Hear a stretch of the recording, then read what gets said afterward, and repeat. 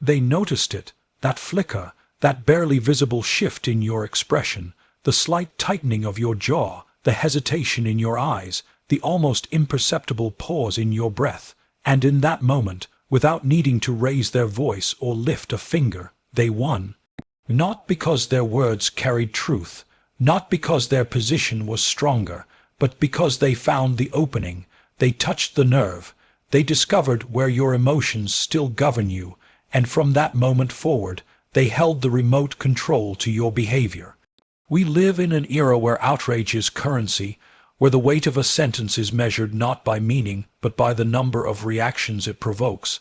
Every word is a potential landmine, every statement dissected and weaponized, every post an invitation to battle.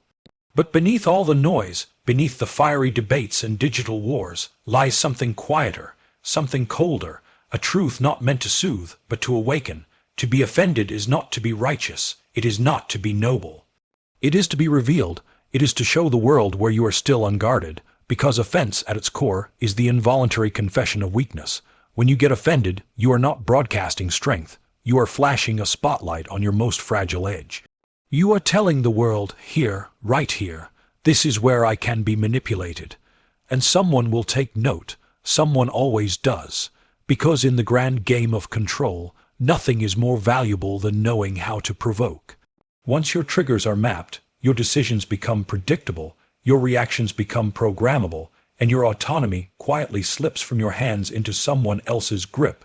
There are those who walk among us seemingly immune to the chaos, unshaken, unmoved, not because they are hollow or cold, but because they understand a different kind of discipline. They do not fight battles of ego. They do not bleed for the theater of public opinion. They remain still while others burn because they understand the game. They do not give the enemy what it seeks, an emotional blueprint. They offer silence instead, silence that screams restraint, stillness that whispers dominance. These individuals have something rare, not the absence of feeling, but the mastery of it. You see, power is not loud. Power does not throw tantrums in the streets or debates in the comments. Real power watches. It calculates, it endures, and when it moves, it does so with purpose, not panic. The world has been conditioned to reward sensitivity, to treat emotional instability as authenticity. But nothing is easier to manipulate than a person desperate to be seen, desperate to be validated, desperate to be right.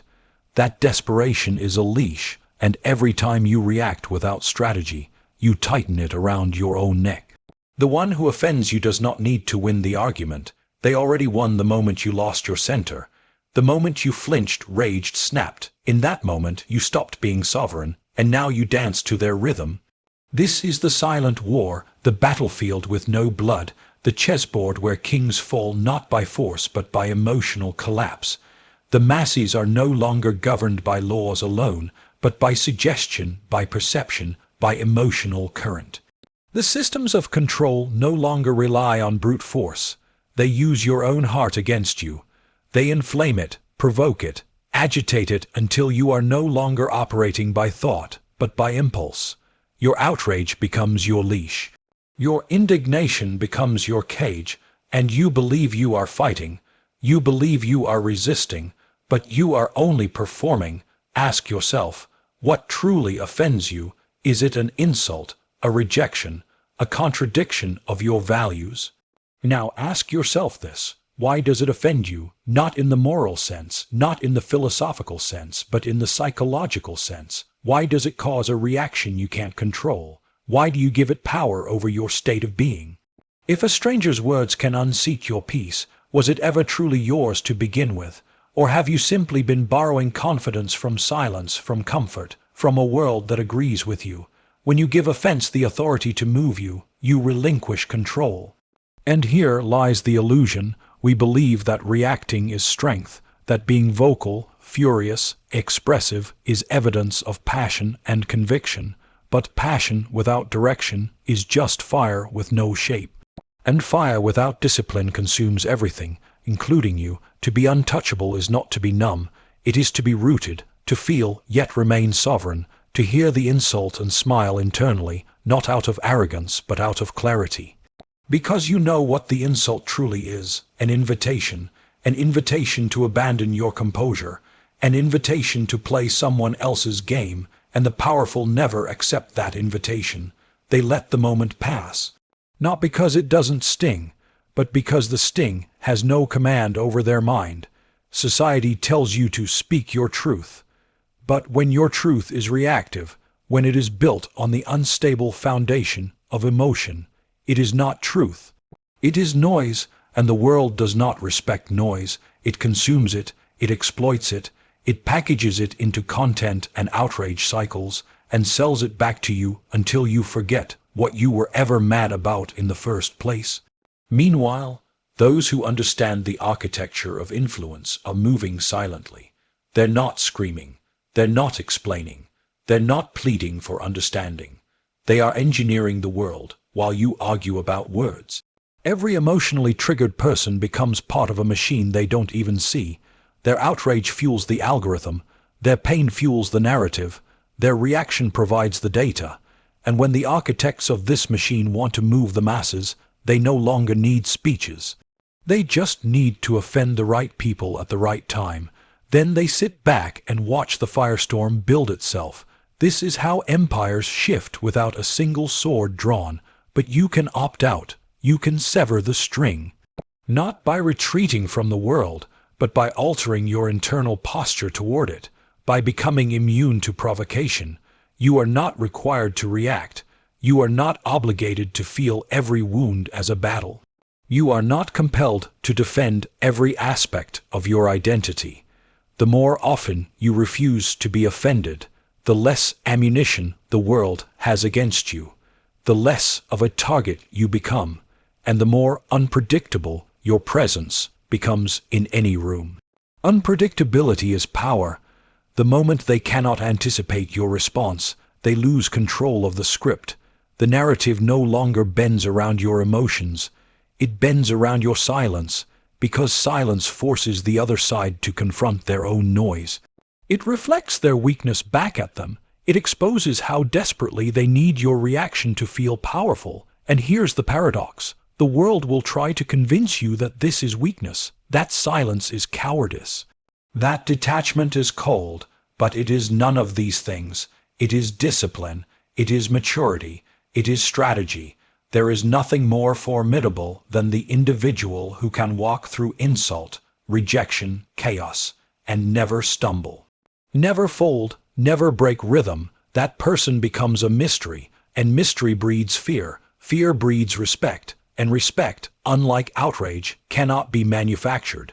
Your greatest enemies are not those who insult you. They are those who know how to provoke you. And your greatest victories will not be the wars you win by arguing louder, but the battles you avoid entirely by refusing to react. Detachment is not emptiness. It is clarity. It is seeing the game for what it is and refusing to be a pawn within it. The man who must respond to every slight, defend every wound, justify every move. He is already a prisoner. He may appear fierce, passionate, principled. But beneath the surface he is shackled. His emotions are not weapons, they are liabilities, and the world knows it. So if you want freedom, not illusionary freedom, but real, internal, unshakable freedom, you must begin the process of psychological detachment. Not from people, not from causes, but from reaction, from the need to respond, from the addiction to being understood, from the craving to be right, because once you stop reacting, you start controlling. Once you stop defending, you start dictating. Once you stop flinching, you start leading. The battlefield is not out there. It never was. The real battlefield is your own nervous system. The war is for your peace. And the only way to win is to become sovereign over your own emotions. You don't need to suppress your feelings. You need to dominate them, train them, turn them from wild beasts into silent guardians. Then and only then will you understand what it truly means to be powerful, because the world can mock you, it can insult you, it can misinterpret you, but if it cannot move you, it cannot rule you. And that kind of stillness, that kind of power is rare, unshakable, dangerous, and absolutely free, in a world where every word is scrutinized, every gesture dissected, and every opinion potentially weaponized, the ability to remain emotionally detached becomes not just a virtue, but a necessity. Emotional detachment is not about apathy or indifference. It's about maintaining control over one's internal state amidst external chaos. It's the conscious decision to not allow others to dictate your emotional responses, to not hand over the reins of your inner world to the whims of external provocations. This detachment doesn't imply a lack of empathy or understanding. Rather, it allows for a clearer perspective, enabling one to respond to situations with reasoned thought rather than impulsive emotion. It's about creating a buffer between stimulus and response, allowing for a moment of reflection before action. This space is where true freedom lies, the freedom to choose your response, to act in alignment with your values and principles, rather than being a puppet to external triggers. In the realm of personal development, this form of emotional regulation is paramount. It fosters resilience, enabling individuals to navigate life's inevitable challenges without being derailed by them. By not reacting impulsively to every slight or offense, one conserves energy and maintains focus on what truly matters.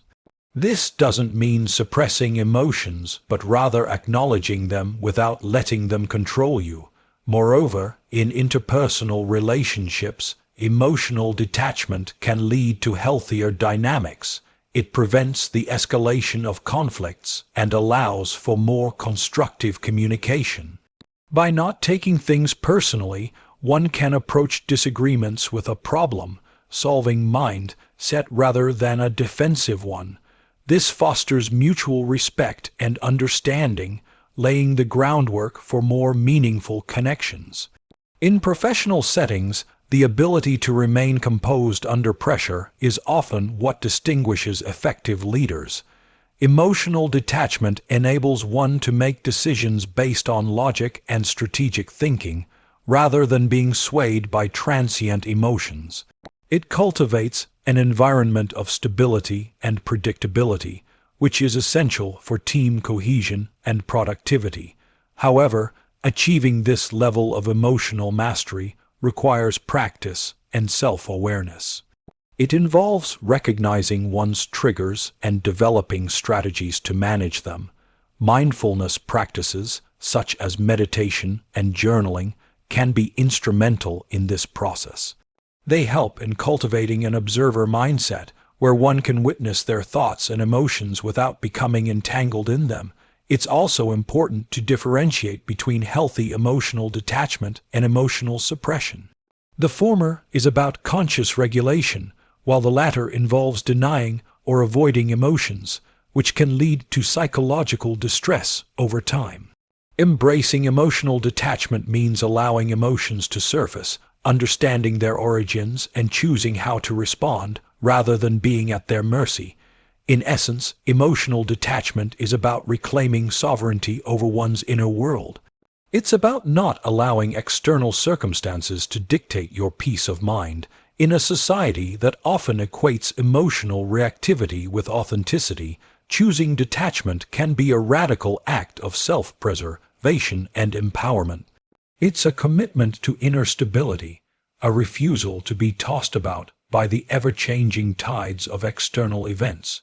By cultivating this inner fortress, one becomes less susceptible to manipulation and more aligned with their true self. It's a journey towards emotional autonomy, where one's sense of self, worth, and happiness is not contingent upon external validation or circumstances. This is the path to true freedom, a state where one can navigate the complexities of life with grace, resilience, and unwavering inner peace.